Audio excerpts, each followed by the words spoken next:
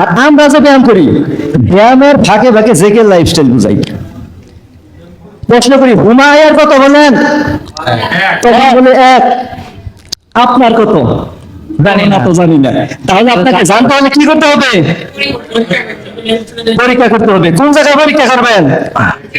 সরাসরি লাইভে বুঝাই। ভিটামিন ডি কত থাকলে ভালো? 90-100। আপনার কত? জানি না। পিজি এইচডি এর রেশিও কত থাকলে ভালো? 2-এর নিচে। আপনার কত? জানি না। এইরকম প্রত্যেকটা দিন লাইভে আমি বুঝাই। এখন আসসালামু আলাইকুম, আমি মোহাম্মদ রুহুল আমিন। আমি একজন চিকিৎসক। আমি 4 বছর মেয়াদী ডিপ্লোমা কোর্স করেছি। 2010 সাল থেকে চিকিৎসা পেশায় আছি।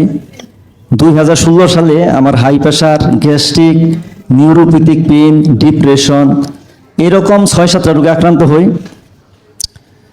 তারপর 3 বছর চিকিৎসা করছি, চিকিৎসার কোনো উন্নতি হয় না। 2019 সালে আমার ছোট ভাইয়ের মাধ্যমে স্যারের ভিডিও আমি ফলো করি। ওই ভিডিও দেখে স্যারকে ফলো করে আমি পুরোপুরি সুস্থ হই। তারপর 2019 সাল থেকে 23 সাল মানুষকে নীরবে এই পরামর্শগুলো দিয়েছি।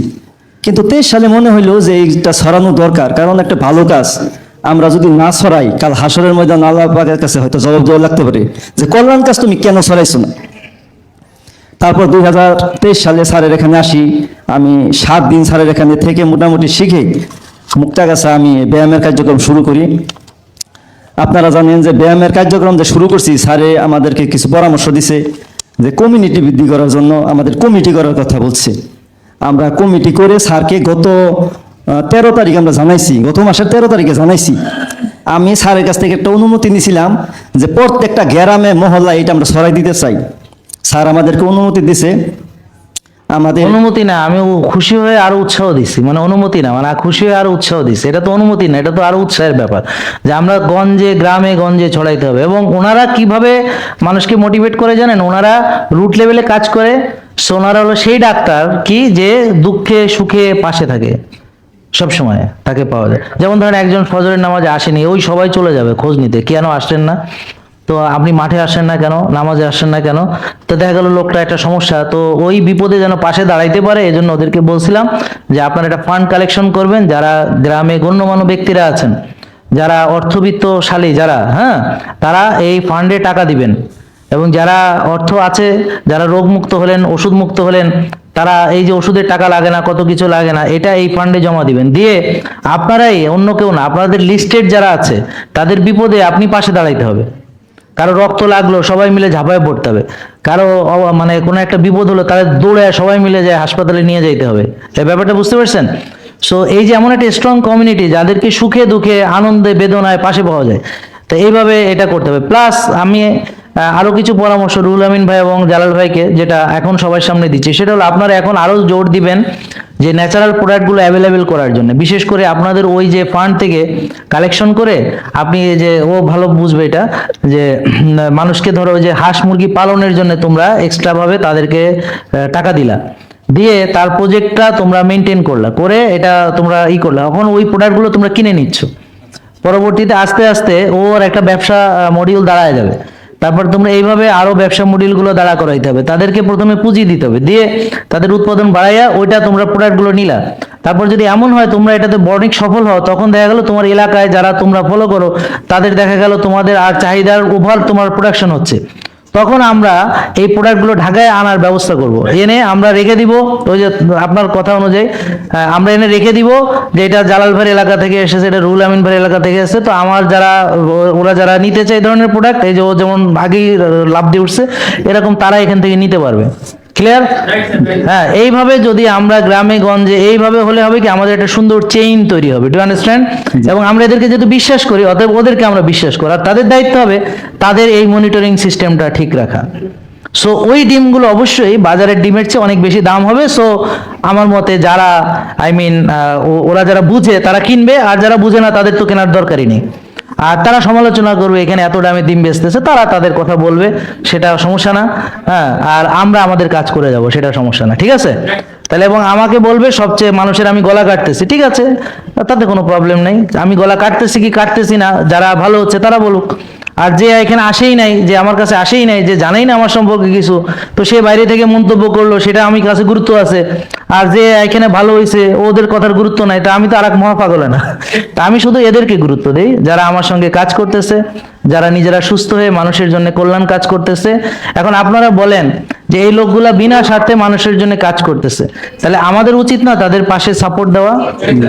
এই আমরাও তাদেরকে সাপোর্ট দেওয়ার চেষ্টা করবো ইনশাল্লাহ। ইনশাল্লাহ, ঠিক আছে, ইনশাল্লাহ, ইনশাল্লাহ। Thank you. তার অংশ হিসাবে বেগুনবাড়ি কিন্তু আমরা নতুন সেন্টার চালু করছি, সেখানেও 15-20 জন লোক উপস্থিত থাকে। এটা যেন জোরে আলহামদুলিল্লাহ নতুন একটা হয়েছে। হ্যাঁ, আমাদের ডেন্টিস্ট ইব্রাহিম খলিলুররা তদারকি করতেছে, আরো যারা ট্রেনার আছে সবাই একদিন কইরা যাইয়া তাদেরকে তদারকি করতেছে। আর আমরা শুধু এই কাজই করতেছি না, প্রত্যেকটা মসজিদে উলামায়ে কেরামদেরকে সচেতন করতেছি যে তয়েব আলোচনা করতে হবে। তার অংশ হিসাবে জুমার বয়ানে এই জাহাঙ্গীর কবির স্যারের কথা উলামায়ে কেরামরা বলতেছে। এই যে তিনি এক রিম কাগজ পাঠাই দিছে, আমরা যেন প্রত্যেকটা লোকের এই কাগজটা দিই, এবং জুমার বয়ানে ওপেনলি প্রত্যেকটা মসজিদে মসজিদে, প্রত্যেকটা মাদ্রাসায় হালাল এবং তৈবার আলোচনা মুক্ত কাজ হবে। আলহামদুলিল্লাহ, জয়। হ্যাঁ, সবার। হ্যাঁ, আমাদের স্লোগান একটাই, আমরা যতদিন বেঁচে থাকবো সত্যের সাথে বেঁচে থাকবো ইনশাআল্লাহ। কারণ রুগী হয়ে বিছানায় পড়ে প্রস্তাবের মধ্যে পায়খানার মধ্যে থেকে জীবন কাটানোর থেকে সুস্থভাবে শক্তিশালী হয়ে জীবন কাটানো অনেক শান্তি। মরে যাওয়া ভালো, মরে যাওয়া ভালো। হ্যাঁ, মানে সুস্থ থাইকা মরে গেলাম, হাঁটতে হাঁটতে কবরে গেলাম, এটা অনেক ভালো যে আমি ওইভাবে বেঁচে থাকার চাইতে। কি ঠিক আছে না? ইনশাআল্লাহ। না, আপনারা যারা এখানে আসছেন, যারা পুরুষরা আসছেন, একা একা লাইফ চালানো সম্ভব না, পরিবার নিয়ে আসতে হবে। এই এক মিনিট, এই যারা বউ সাথে আনছেন পুরুষ হাত তোলেন। ওকে, নামান। যারা বউ ছাড়া পুরুষ হাত তোলেন। এরপর বউ নেই না আসলে এনে ঢুকতে দেওয়া হবে না।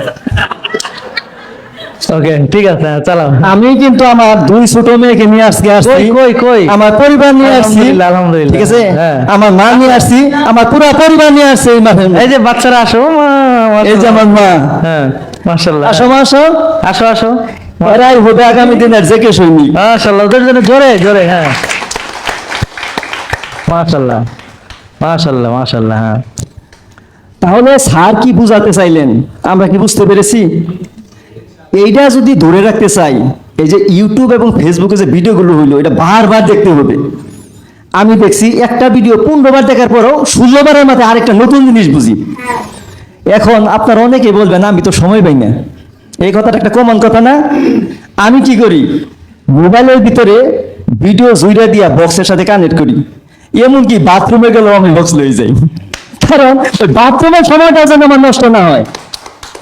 এজন্য সময়কে কাজে খাটাতে হবে। আপনি যদি সময়কে কাজেটা না খাটাতে পারেন, আপনি স্রোতের সাথে এলোমেলো হয়ে যাবেন। এজন্য আমরা যেরকম কমিউনিটি করছি, আপনাদের প্রত্যেকটা এলাকায় এরকম কমিউনিটি আপনাদের বৃদ্ধি করতে হবে ইনশাআল্লাহ। কেন বৃদ্ধি করবেন? একটা লোক দেখবো যে ওখানে ব্যায়াম হইতেছে, প্রথম কিন্তু ব্যায়ামের এখানে যাবে, কি করেন ভাই? কয় আমরা ব্যায়াম করতেছি। উপকার কি? আপনি কইরা দেখেন কয়দিন, কইরা যখন উপকার পাইলো তখন বলবেন যে ব্যায়ামের পাশাপাশি একটু ঘাসে হাঁটেন, তাহলে উপকার একটু বেশি পাবেন। তখন কিন্তু তিনি বলছে ঘাস পাড়াইতে টাকা লাগে না, একটু পাড়াই। তারপরে ঘাস পাড়ানোর পর বলবেন একটু রোদ লাগান। এভাবে তারপরে শ্বাস প্রশ্বাসে ব্যায়াম করেন। এভাবে যখন আস্তে আস্তে আস্তে আস্তে একটার পর একটা জিনিস ধরবো, ধরতে ধরতে যখন উপকার পাবো, তখন যদি এখানে নিয়ে আসেন, তখন কিন্তু জিনিসটা বুঝবো।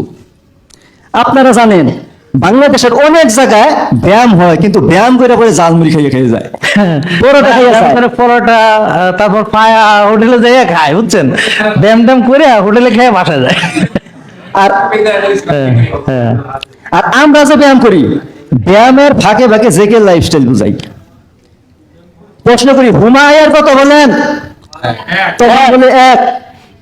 আপনার কত? জানি না। তো জানি না। তাহলে আপনাকে জানতে হলে কি করতে হবে? পরীক্ষা করতে হবে। কোন জায়গায় পরীক্ষা করবেন? সরাসরি লাইভে বুঝাই। ভিটামিন ডি কত থাকলে ভালো? 90-100। আপনার কত? জানি না। পিজি এইচডি এর রেশিও কত থাকলে ভালো? 2 এর নিচে। আপনার কত? জানি না। এইরকম প্রত্যেকটা দিন লাইভে আমি বুঝাই। এখন বলবেন লাইভ কই চলে? আমার একটা পেজ আছে, এটার নাম হচ্ছে Ruhul Amin natural health centre. এই ইউটিউব চ্যানেল এবং ফেসবুক পেজ সরাসরি আমরা লাইভ দিই।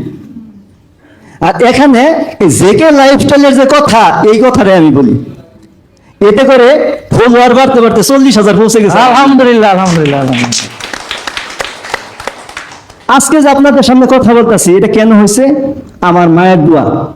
স্যার যখন একটি সেশন দিতেছিলেন, তখন কিন্তু এই জায়গাতে আমি আসছি না। মা তখন সরাসরি স্যারের কথাগুলো শুনতেছে।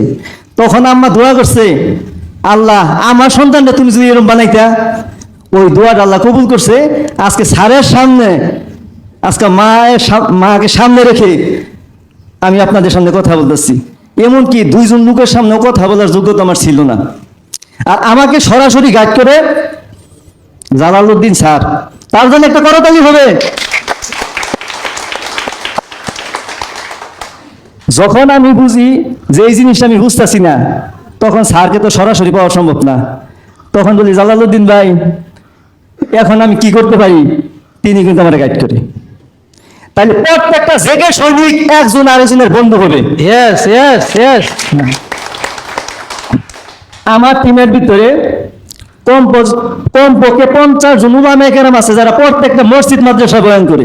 আলহামদুলিল্লাহ, আলহামদুলিল্লাহ, আলহামদুলিল্লাহ, আমার টিমের ভিতরে 15 জনের উপরে ডাক্তার আছে, যারা আমার এখানে প্রতিদিন এখানে আসে। আলহামদুলিল্লাহ, আলহামদুলিল্লাহ। এমবিবিএস ডাক্তার, হ্যাঁ। অনেকে ডিপ্লোমা ডাক্তার, অনেকে নেচুরোপ্যাথি, অনেকে ডেন্টাল।